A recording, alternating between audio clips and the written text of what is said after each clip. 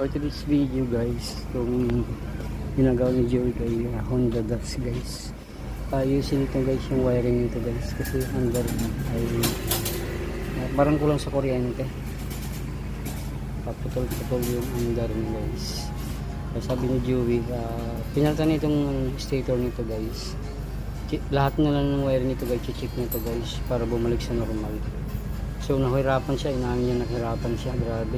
Kasi yung wiring hindi niya masyado naintindihan kasi para may shortcut dito guys yung unang gumawa ay nagloko na. So ito guys, inaayos to video ito guys, tricycle to guys, binabiyahe na to.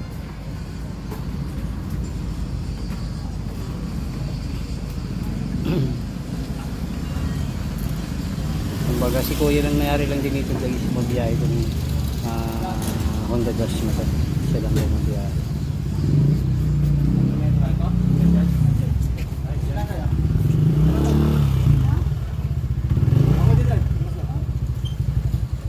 Tayo, balik ako. Bagi ko kasing ano nito. Tara, tara. Makas ka.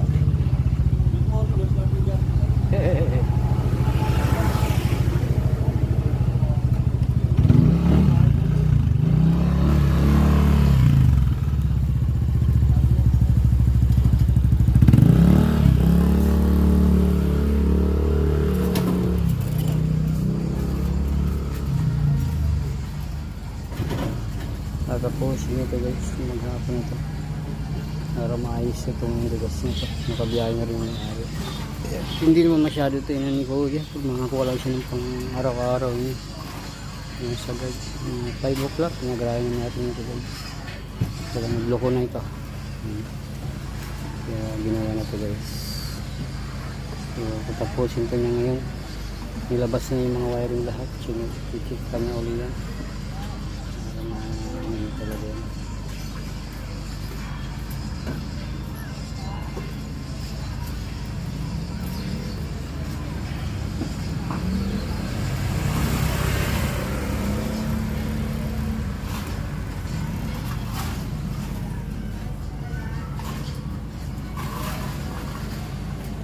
Kapaklas na yung mga cover nito guys. Kasi kanina nabili itong motor, tumawa kami rin na nagagamit.